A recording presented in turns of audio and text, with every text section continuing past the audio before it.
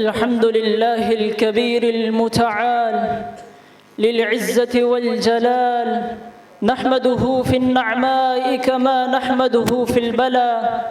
إليه يسعب الكلم الطيب والعمل الصالح يرفعه، وأشهد أن لا إله إلا الله وحده لا شريك له، وأشهد أن محمدًا عبده ورسوله، إمام المتقين وسيد الأولين والآخرين، صاحب المقام الموعود والحوز المورود، عليه من الله أفضل صلاة وأزكى تسليما، صلاة وسلاما دائما ما تعاقب الجديدان، وآله وصحبه الغر الميامين، فمن تبعهم بإحسان إلى يوم الدين.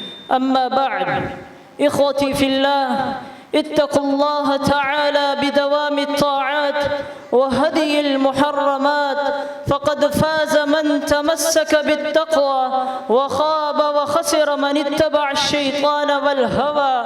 ذكر رسول الله صلى الله عليه وسلم في السبعة الذين يظلهم الله في ظل يوم لا ظل إلا ظله، ورجل ذكر الله خاليا ففاضت عيناه، ورجل ذكر الله خاليا ففاضت عيناه. الله حب كلمة خالية، فهو لم يبق ليراه الناس، لم يبق لأن رأى غيره يبقي، إنما هو مجلس ليس فيه إلا الله سبحانه وتعالى. الخلوة مع الله عبادة عظيمة ومجالس مباركة كانت حاضرة في سيرة النبي صلى الله عليه وسلم. فهي عائشة رضي الله عنها تقول أن النبي صلى الله عليه وسلم كان يعتكف العشر الأواخر من رمضان حتى توفاه الله تعالى.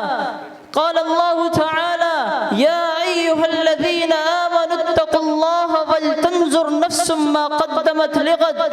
فهي خلوة مع الله نجدد بها العهد والميثاق، ونروي بها العزم مع المشتاق، كما أمرنا سبحانه وتعالى: يا أيها الذين آمنوا اتقوا الله ولتنظر نفس ما قدمت لغد. اللهم وفقنا من الهدى والعفاف، اللهم وفقنا إلى الهدى والعفاف. يا الله يا الله يا كريم يا عليم، سبحانك ربك رب العزة عما يصفون، وسلام على المرسلين، والحمد لله رب العالمين. والسلام.